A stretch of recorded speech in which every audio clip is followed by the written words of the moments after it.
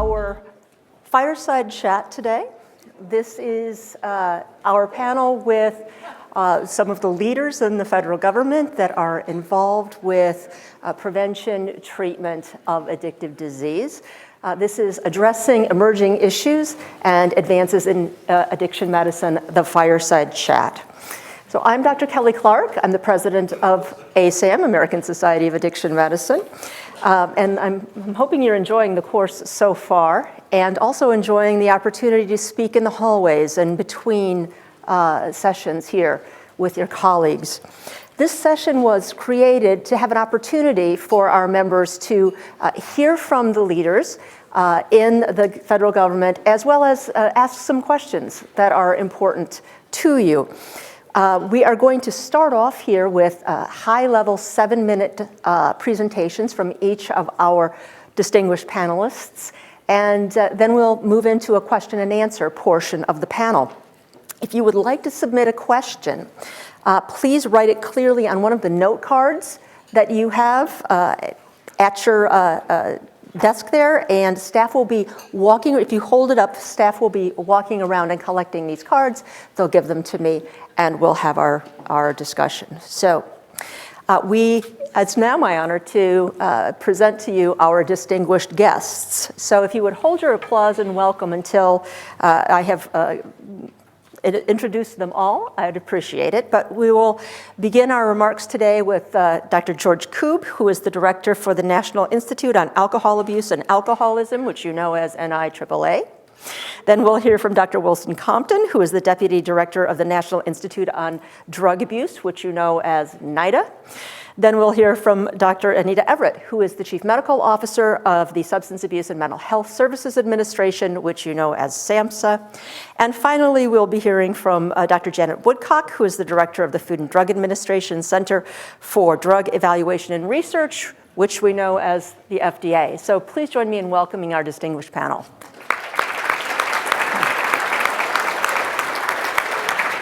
And we'll begin with Dr. Koob. Do we use the podium? You can if you'd like to go through your slides. Yeah.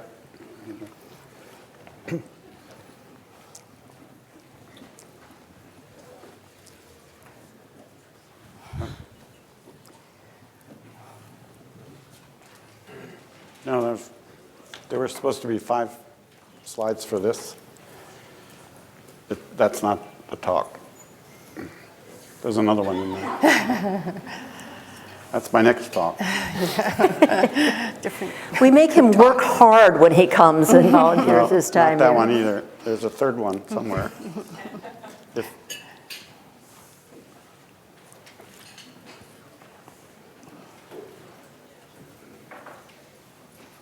No.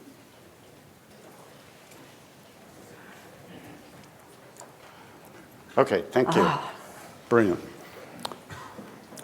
So I just want to remind you something that I often remind you, and I probably show this slide. I may even be showing this slide again later today, but that I always call alcohol the elephant in the room because,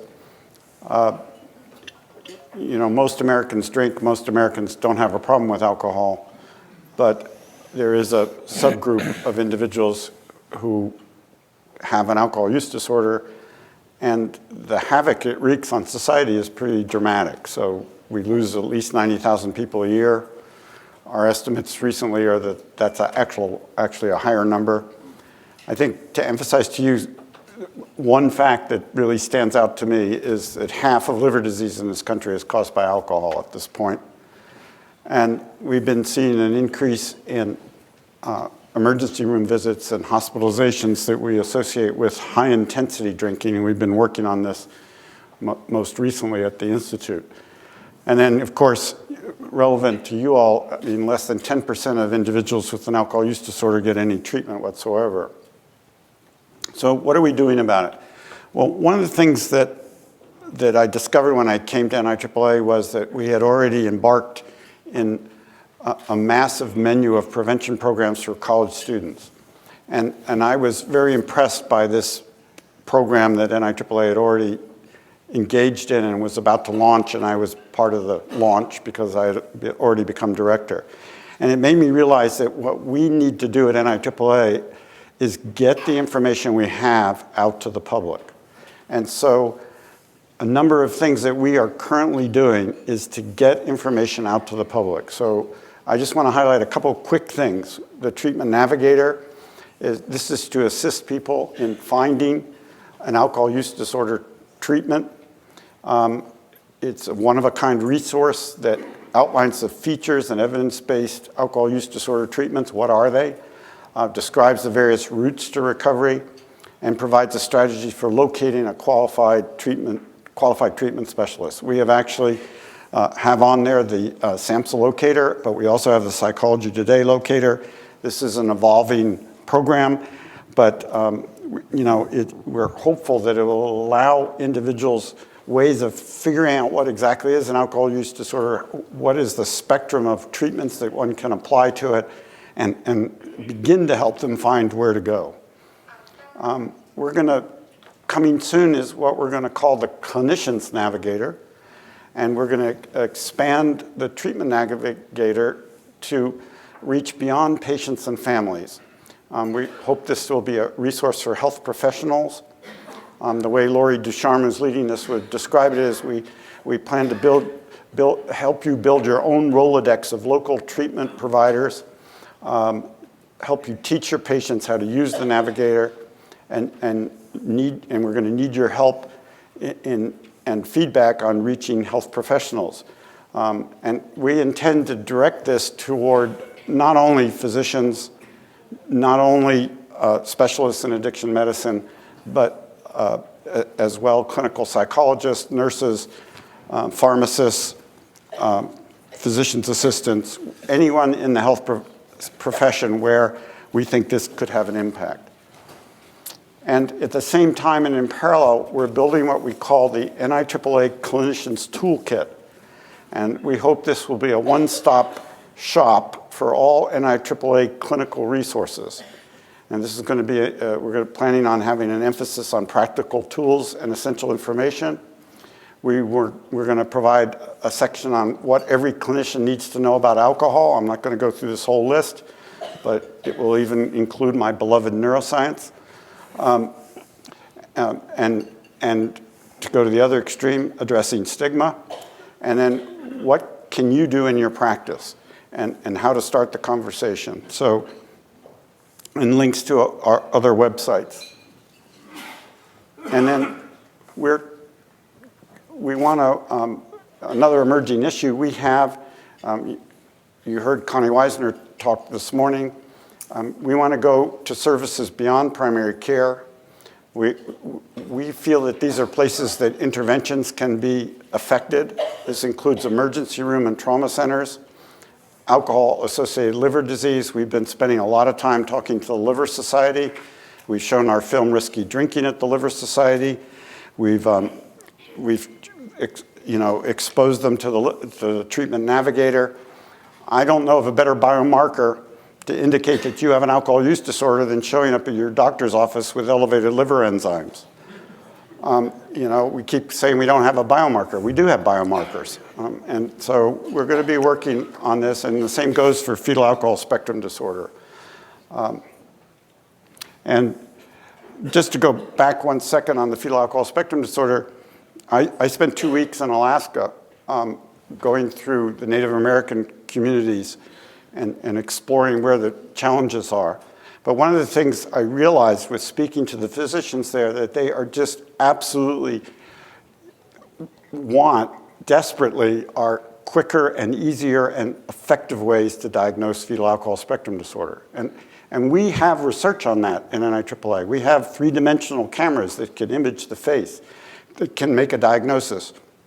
We have photography that can do 3 planes of the face and make a diagnosis. We have neuropsychological tests that can discriminate between fetal alcohol spectrum disorder exposed children and those with attentional hyperactivity disorder, but they're not out to the public. They're not out to the people in the field who really need it. So that's my goals for the next year. Thank you. Thank you. Thank you for your work at NIAAA. Okay. Dr. Compton. Thank you very much. It's a pleasure to be with you this afternoon and to be talking to you on behalf of the National Institute on Drug Abuse. Nora Volkoff would like to have been here, but as of right now, she's on an airplane heading out of town. So she asked me to please bring her greetings to the group and to share with you some of the work that we're doing at the National Institute on Drug Abuse. I'm going to be focusing particularly on opioids. But even though that's the topic that I'll present to you, because that's where some of our most exciting new initiatives are and where we've had a significant increase in our funding and appropriations from Congress, don't think that that's all we do. We are fully engaged in developing new treatments for stimulants, whether that's the emerging problems related to methamphetamine or the longstanding issues related to cocaine. We're certainly fully engaged in the tobacco research area, and marijuana and the policy changes represent a major challenge for all of us that we're fully engaged in helping to address. Those are just a few of the examples beyond what I'm going to highlight for you in the next 6 minutes or so. Now, you all are well aware of the extent and spread of the opioid crisis, but I think it's important to remind us sort of the 3 stages of this and how they both have similarities and differences. We were pretty pleased to see that prescription drug misuse was beginning to trend downwards after about 2010. And we saw a leveling off in the number of deaths related to the prescription opioids. Unfortunately, those selling heroin figured out that there was a large market where they could purvey their products to communities that never used to have heroin problems. For instance, I trained and worked in St. Louis for decades. We really didn't have a heroin problem in St. Louis until after I left in about 2002 or 3. And that's an example of a market that developed that was ready-made for heroin problems, but didn't have one before. We see that reflected all across the country. Most recently, we've seen the synthetic opioids. And notice that I call this fentanyl, but of course this isn't the fentanyl that comes to us from the pharmaceutical industry and from our medical prescription practices, but this is synthetic opioids manufactured for the most part in China and then shipped directly to drug dealers in the US or indirectly to distributors in Canada and Mexico and then brought in through more typical drug distribution routes. These, of course, are all opioids, so they have common issues for all of us in the treatment field, but there may be differences in terms of interdiction and prevention that are important to keep in mind. Now, I'm going to highlight for you in my last few minutes the Helping End Addiction Long Term. This is a trans-NIH initiative. So while I'm representing the National Institute on Drug Abuse, and we'll focus primarily on what NIDA is doing with support from the HEAL initiative. This includes our colleagues at NIAAA. This includes our colleagues particularly at the National Institute of Neurological Disorders and Stroke because of the emphasis on pain. Congress allocated about $500 million starting last year. Believe it or not, we're in a new year. October 1 was my New Year's Day. And we're pleased that Congress not only allocated $500 million last fiscal year in March, somehow they allocated in March, but it was supposed to cover the whole year that started 8 months earlier. But this year, we have our budget starting actually on time on October 1. So this funding continues, so we will have significant increases in our resources to devote to both better treatments for pain, to reduce the onset and the overexposure of opioids by basic science research related to pain and translational work related to developing less harmful treatments for pain. The second part of the initiatives focuses on what we're more engaged in, which is overdose and treatment intervention. So focusing on prevention as well as overdose intervention and better treatments for persons who have opioid use disorder or at risk for opioid use disorder or the most devastating consequences. Now, I'll highlight for you some of what we're doing in the area of opioid use disorder and the addiction spectrum area, which is a number of really exciting new opportunities. We're focusing on developing new treatments for opioid addiction. This will, of course, include new formulations that might be longer acting. We think that's a very promising and relatively short-term possibility for changing the addiction field. So instead of patients having to take medications every day or even once a month, we might have longer acting formulations, which we've already seen some examples, like the Probuphine example, but there's an opportunity for additional products, we believe. Novel immunotherapies is a key area in this as well. We think that's an exciting area of science to develop new treatments. We've been focusing with colleagues at the National Institute of Child Health and Human Development on neonatal opioid withdrawal syndrome research. While we have good treatments to help the children acutely, there's a real question about the long-term outcomes of these infants, as well as ways to implement the services in the most efficient and effective way to reduce the skyrocketing costs related to opioid exposure prenatally.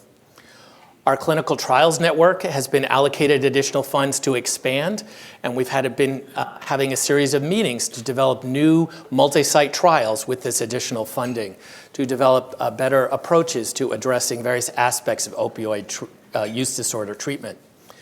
Because of the overlap with justice populations, we're focusing extensively on a Justice Community Opioid Innovation Network. This includes both a national survey of the services that are available to persons on probation, on parole, in your local jails and prisons. Turns out we know what should be done. We know what frequently isn't done, but we have very little data on the extent of services that are available to the people that need it in the justice system. And yet that can be a major target for changing population impacts of opioid use disorder. Finally, our flagship program will be a large-scale community effort called Healing Communities that we've just launched with an RFA released a couple of weeks ago to fund research sites to launch a community-based integrated approach to addressing the opioid overdose crisis.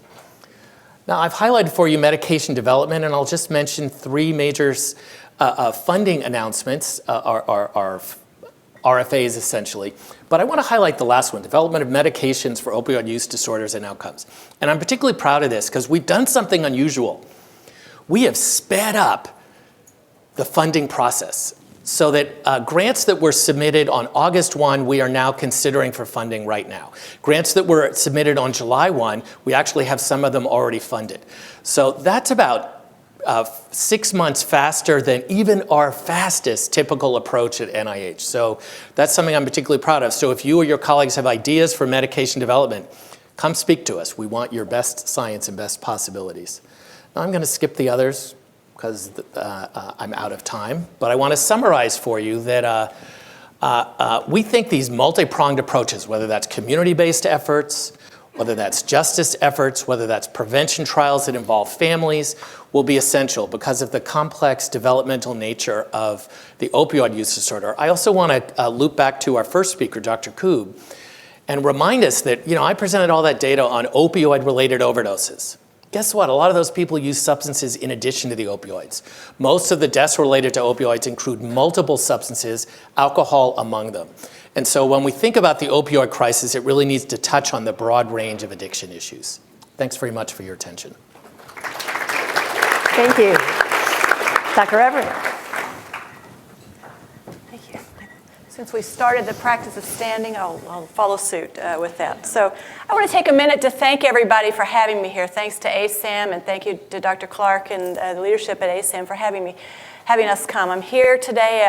I'm the Chief Medical Officer at SAMHSA, and I'm here today on behalf of SAMHSA and representing our Assistant Secretary for Mental Health and Substance Use Disorder, Dr. McCants Katz, who is an addictionologist and probably known to many of you, and also our new Center Director, Center for Substance Abuse Treatment Director, Dr. Chidahe Ahuha, affectionately known as Dr. O, who I believe spoke earlier at the meeting. So thank you very much. I also want to take a minute to sort of recognize the audience. What a great group. We spend a lot of time at SAMHSA worrying about the workforce and sort of thinking about things, and I hope no disaster happens while everybody's here because we'd wipe out a substantial component of our workforce, but thank you so much for coming. We know there's not enough of us. We all, I just want to, it's just grand for me to be here. To be honest, it was a day that things were quite busy for me, and I'm looking at my GPS thing in the car, and it's like 10 miles, but it says it's going to take me an hour to get there, and I'm like, it's 4 minutes to the mile to get here, and I'm like, ooh. But it is really nice to be in the midst of people who are so hardworking in our field. So I do just thank you for coming, thank you for being here, and also thank you for having us here. What I brought to talk with you about is just a little bit about late breaking news for us, or recent breaking news for us, is our National Survey on Drug Use and Health, and I brought you a couple statistics from there.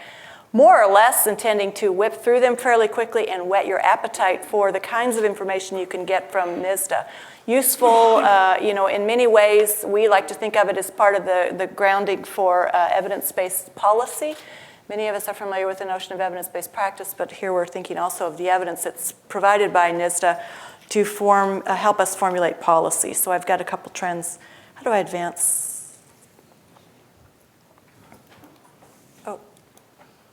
Oh, whoops, I'm going the wrong. Is somebody doing that for, am I doing that? No, you can't. Okay, I'm sorry. Did you see the remote there? No, this is it, okay. Yep.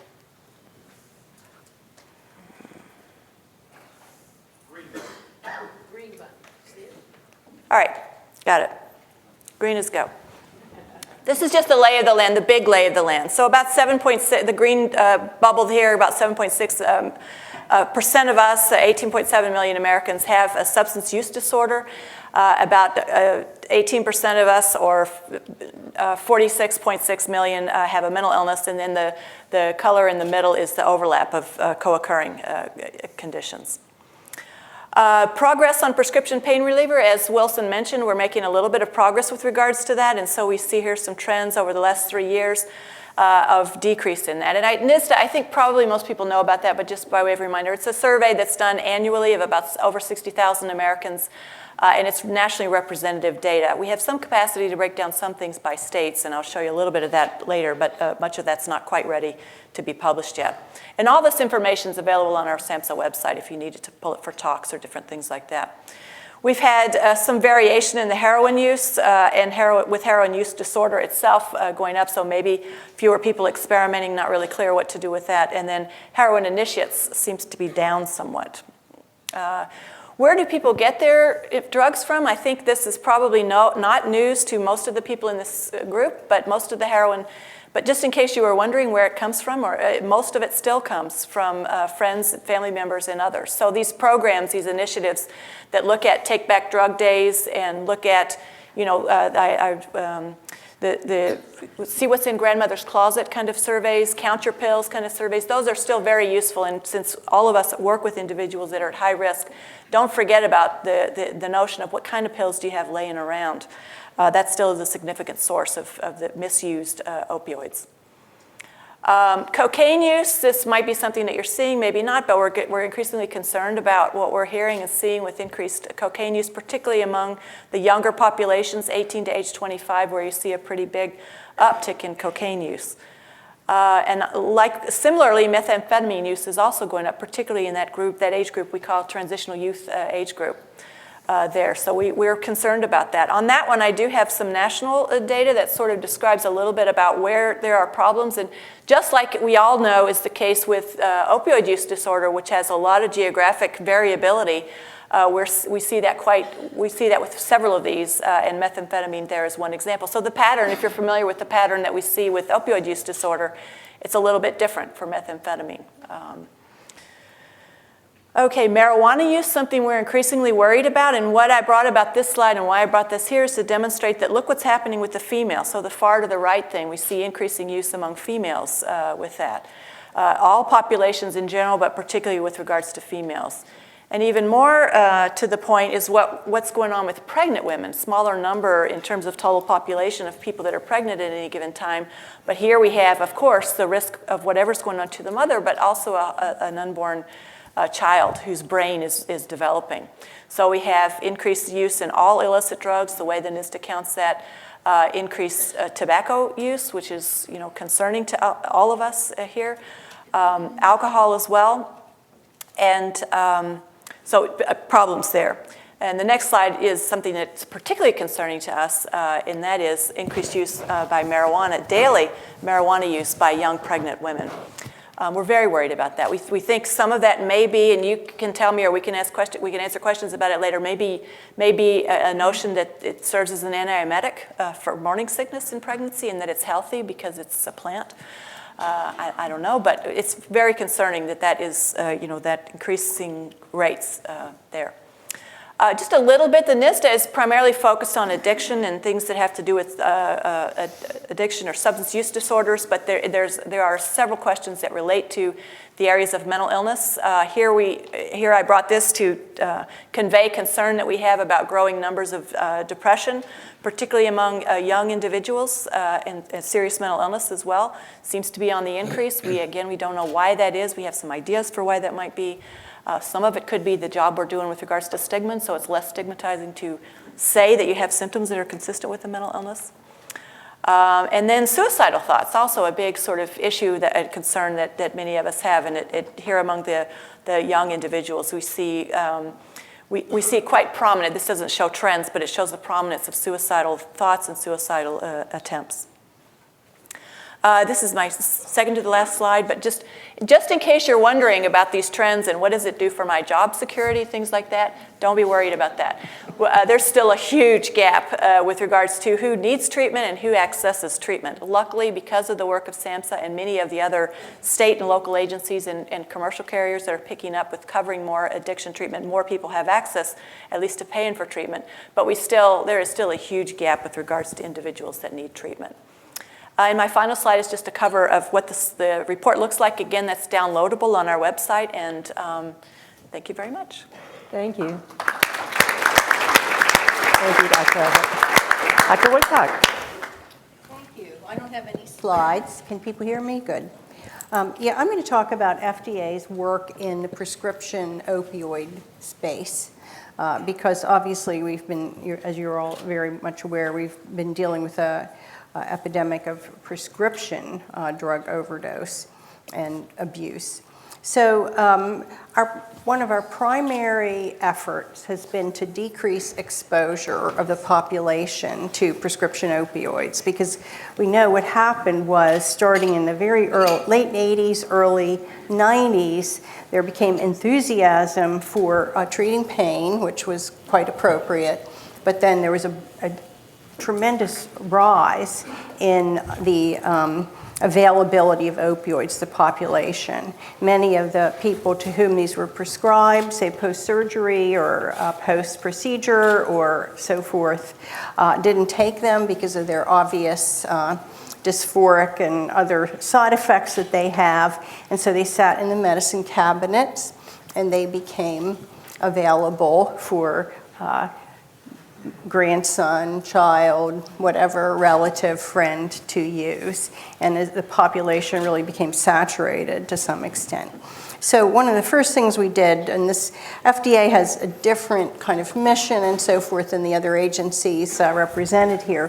One of the first things we did, which was quite unpopular amongst the prescriber community, we recommended to the DEA, and as you know, in 2014, hydrocodone combination products were upscheduled into Schedule 2. This resulted in a sharp bend down in the exposure of the population every year, because they were much harder, it was harder to get refills and so forth, and people then stopped filling so many prescriptions for them. We also have been working on developing new analgesics, as we heard, which NIA is working on. It's very difficult, though. The existing analgesics we have, not just the opioids, but all the analgesics have various liabilities. The NSAIDs have liabilities. Even acetaminophen is the #1 cause of drug-induced liver failure in the United States. So we have there's no free lunch on analgesia, and probably the neuroscientists among us know probably the reasons for that. But we are going to put out a whole series of new guidances. We're working. There are a large number of candidates because there is enthusiasm for this area.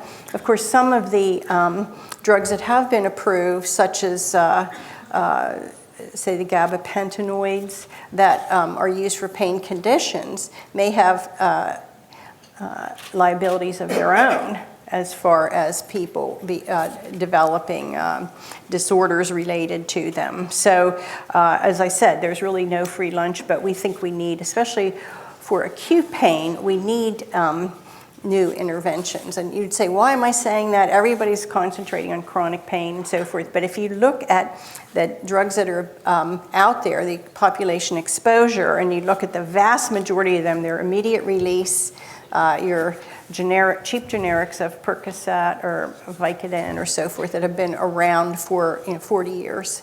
And there's just millions and millions of prescriptions written for these drugs.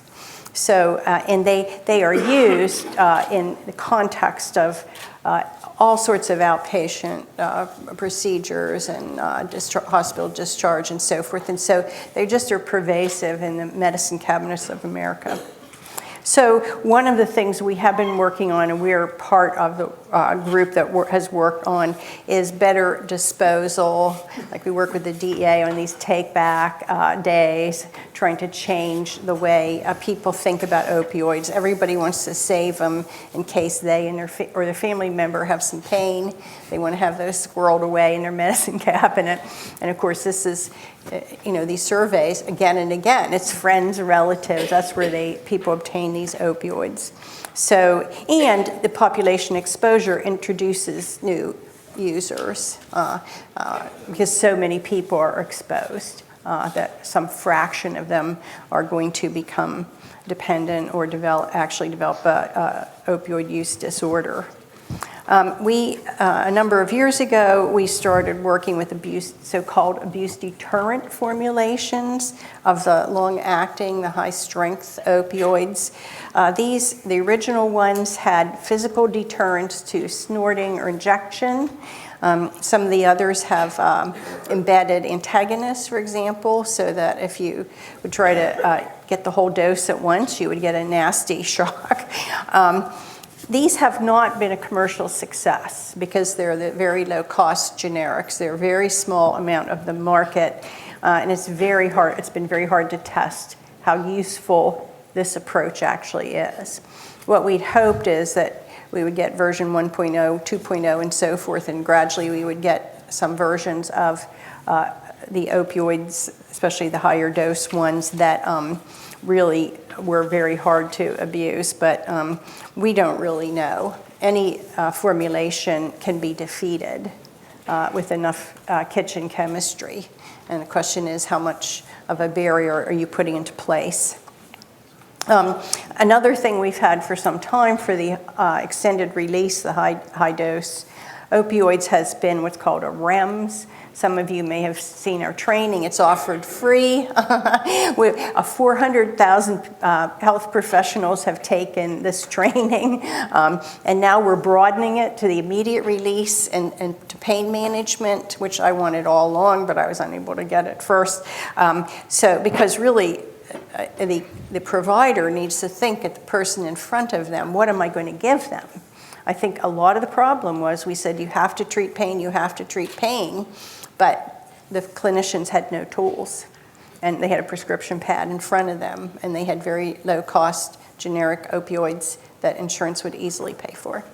And thus the story goes. So we've approved 10 of these so-called abuse deterrent formulations, but already 2 of them have been withdrawn from the market due to poor commercial success. So we're quite worried that this trajectory for the opioids would not continue. The other thing we're focusing on very much, I'm out of time, is treatment for opioid use disorder. Obviously, it was already referred to. We recently approved a new form of buprenorphine in depot form.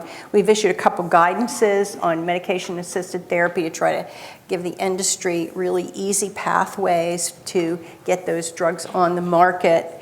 And we also are looking at naloxone and how we can make even broader availability of naloxone for overdose. And then finally, of course, we have done many things on education. Education, I think will help in turning this around.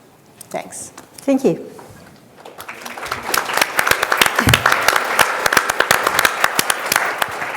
Well, happily we have time for questions, and I seem to have a lot of questions here. So, oh, look, and there's more. Yeah. Thank you.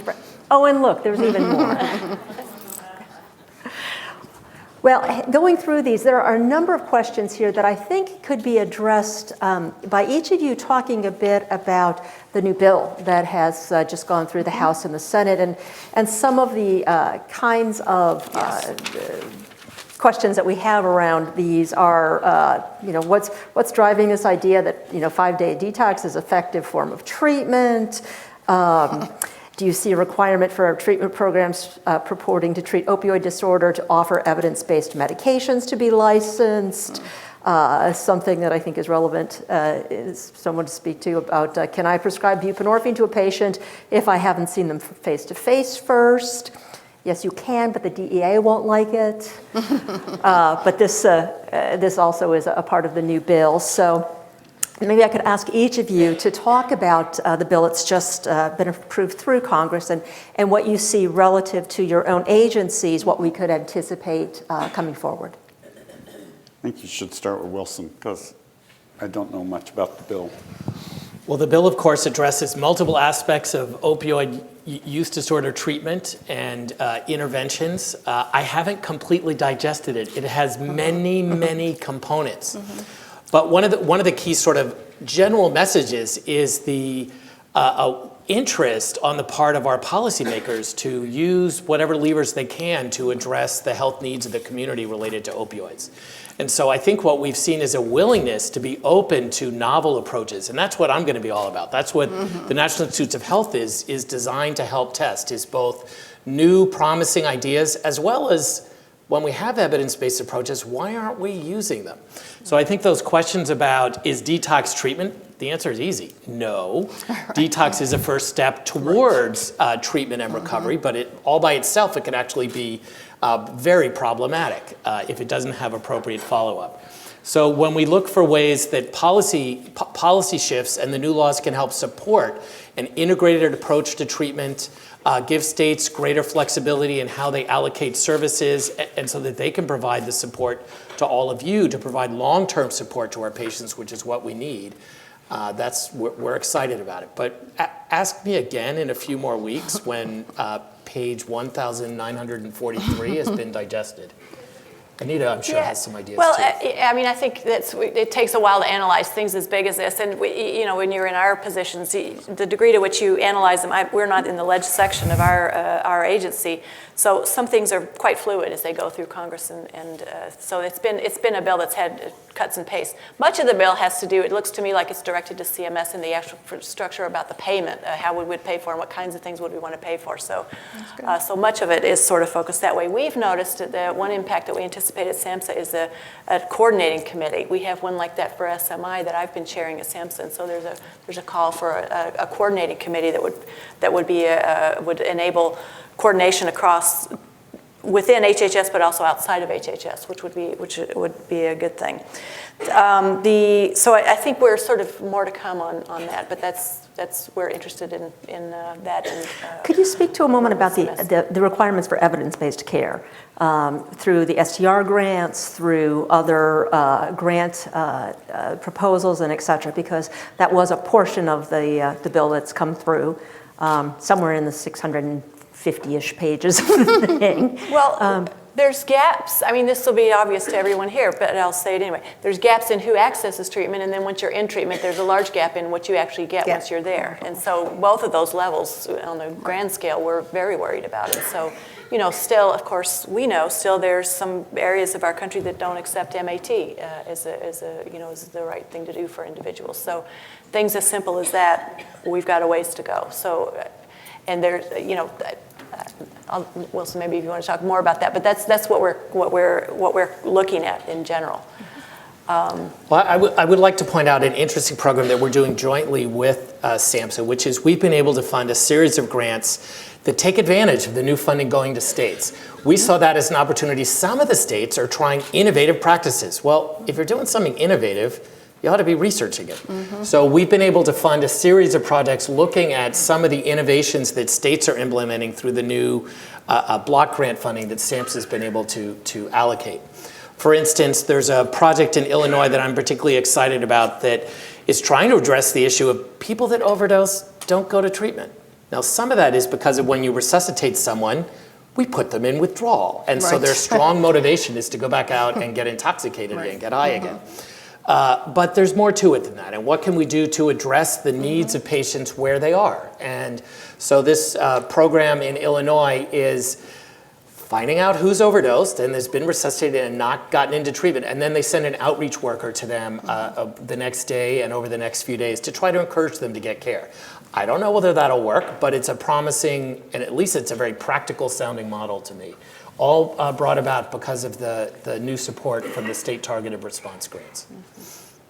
Yeah, I mean, that's sort of where we are right now in many ways. There's a lot of new, fresh experimentation going on with what kind of models work. I know of communities that have complete treatment on demand. Anywhere you go in the system, they have a way, they have worked out access points. And so firehouses is one sort of access point that they worked out. You go by a fire station in the middle of the day, it's kind of a neutral place, and they know how to connect you up with treatment or where the available treatment is. So there's lots of different things like that happening. I know where Dr. McCants-Katz has been most recently in Rhode Island, they've been very successful with reducing the death rate, and some of that has to do with starting MAT several months prior to release from prison, which is a little bit counterintuitive if you've had someone who's clean or basically not using, as much as we can say that for people that are incarcerated, but starting them on MAT as they come out has actually reduced the death rate there. So there's a number of things like that that are happening everywhere. It's just not coalesced into one grand, here's our best shot across the whole thing. Yeah, for FDA, I mean, we had some of the previous legislation and money is going to try to better interdict at the borders a lot of the illicit drugs that are getting in. A lot of them come through the mails, oddly enough, and because it's very hard with millions of small packages, and a lot of these very potent agents will fit in can cause a lot of destruction from a very small package. So that's going to be, by the federal government, really ratcheted up, trying to stop those at the borders. The legislation, among other things, enables us to impose packaging requirements, maybe small blister packs of pills that could perhaps induce people to stop writing prescriptions for 30 or 60 that nobody's going to take unless they really want them. And so we're looking at that. There's also, we have an ability now to impose long-term effectiveness studies when there's a question about the durability of effectiveness over time. And we're supposed to issue evidence-based prescribing guidelines. We do have clinical studies that are done prior to approving drugs, and this is for acute situations that actually have data, randomized data on how much people actually need post-procedure, and they use kind of standardized procedures. So probably working with the medical community, that may also be an opportunity to have a limit. Now we're concerned that if you impose, even in the electronic health record, you impose some kind of default setting for post whatever knee surgery, then the people who are prescribing fewer will up that to the default, as well as the people who are giving many more will go down. So you have to, be aware of what you ask for. But this legislation gives FDA a number of additional authorities that we can use, primarily in this exposure way, to try to reduce exposure. Great. Thank you for the responses. If I can just piggyback on that, I know that within the bill is some direction for DEA to start working on the ability for telemedicine to allow the prescribing of agonist treatment through telemedicine without a face-to-face visit first. So that is part of the bill that's coming forward. Also within the IMD exclusion language is a requirement that any of those programs must be providing evidence-based care. So there are some things that are coming forward just to those prior questions within the bill.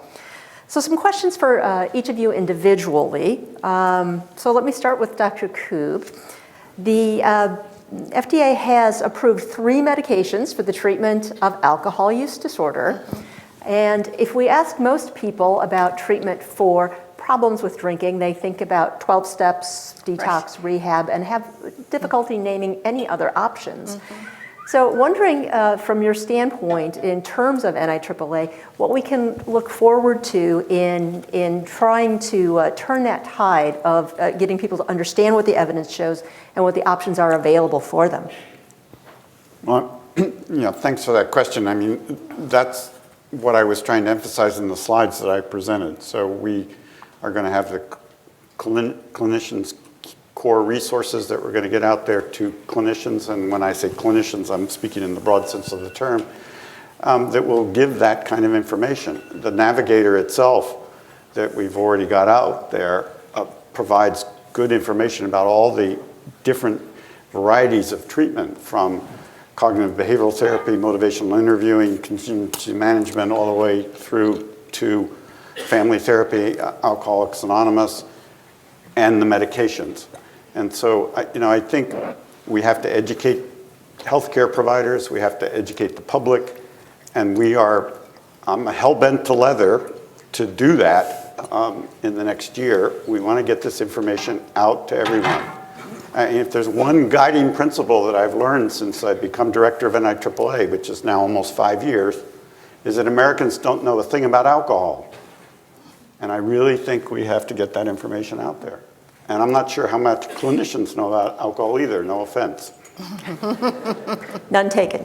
Thank you. Dr. Woodcock, a question for you around e-cigarettes.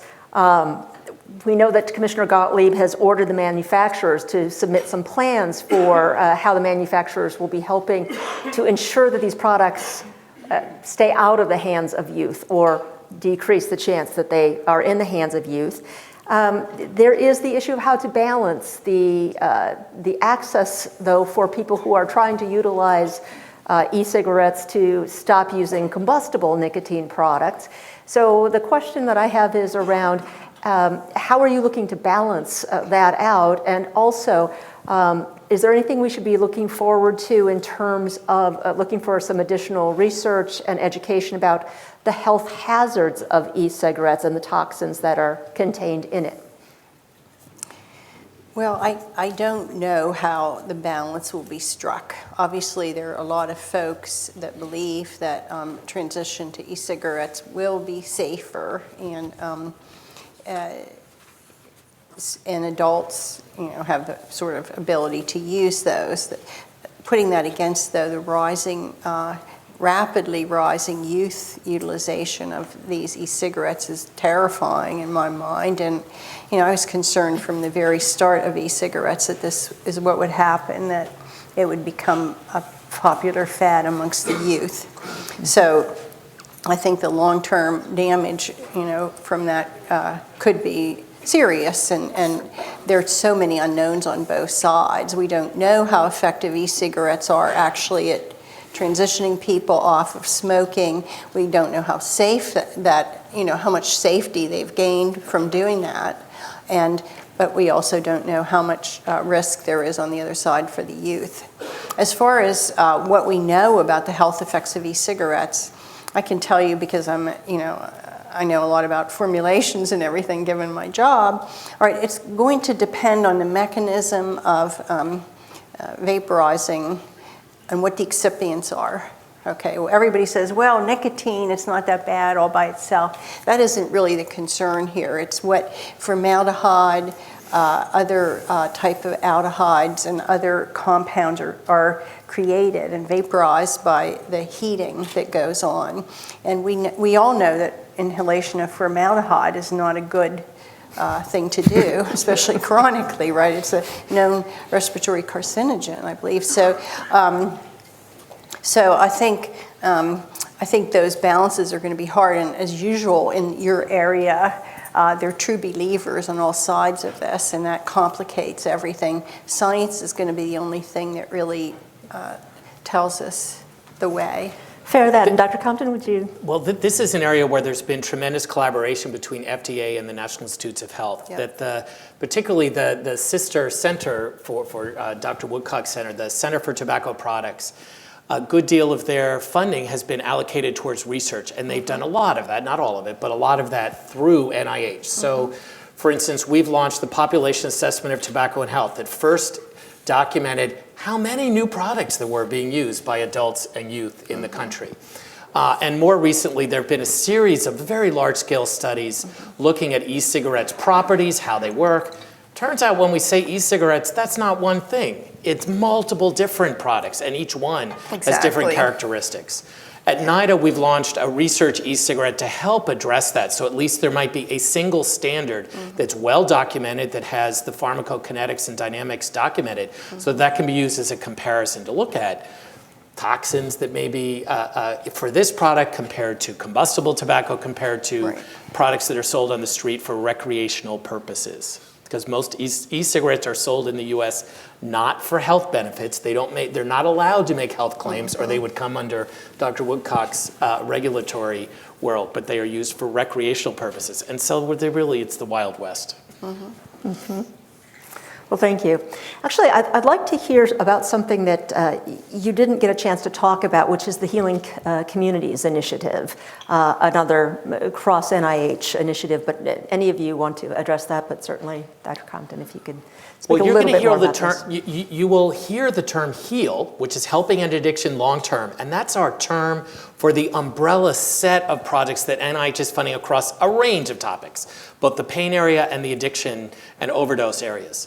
Healing Communities is our flagship single project that we've just launched with an RFA that came out a couple of weeks ago. And this will be a multi-site, community-based trial of an integrated approach to basically reduce overdoses significantly in communities that implement an integrated approach. So what do we mean by that? Well, it means that we expect them to develop evidence-based treatment, so enhance medication-assisted treatment in a systematic way to address the needs of justice-involved populations, to do prevention approaches, to work with healthcare providers, to really pull out all the stops in those communities to see if we do everything that's recommended today to try to reduce overdoses, will that work? And so that's what we hope to learn in just the next few years. There's a couple of innovations. It's a short-term project. It's a frighteningly aggressive timeline to get these studies launched and implemented, because we need the information just as soon as possible. Communities are already implementing services, and so we can't wait for the knowledge to inform their practices. And I would like to say we certainly hope that if some of these things can be shown definitively, we could change the drug labels to put them in. That would help induce reimbursement to be more robust in this area. Excellent. Dr. Everett, anything we can look forward to in terms of SAMHSA in getting additional information out and supporting that? I know that in the bill there's a language about, and in the STR there's language about educating and requiring evidence-based approaches, and we hear that in some states they have been unable to deploy some of the funds that are there because of that lack of infrastructure and evidence-based care. What can we be anticipating from SAMHSA on some of those issues? We're strongly working on revamping and strengthening our entire technical assistance service line, I guess you'd say. We're working on assuring that we have TA centers available at each of the HHS sites, so the whole nation, all 50 states, are divided up into an HHS region. And so we're by disseminating this and spreading it a little bit more regionally and geographically, we hope to create more access. Another major trend that SAMHSA has been working on with regards to technical assistance is to have it more available to everyone. There's been a period of time we went through where most of our technical assistance resources were more or less designed to people who had the grants, not a much broader group. And so we're very interested in promoting that broadly.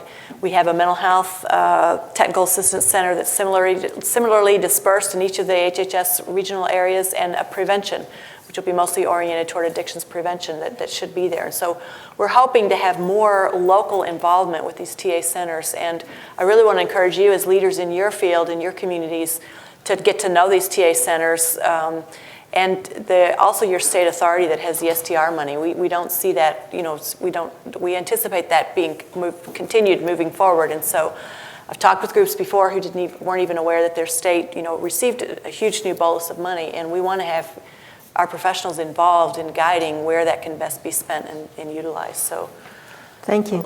We're doing a lot in that space. So we have a half a minute left. So I'll go to Dr. Woodcock for the last question, which is around digital therapeutics. The FDA did launch the Digital Health Software Pre-Certification Program and pilot.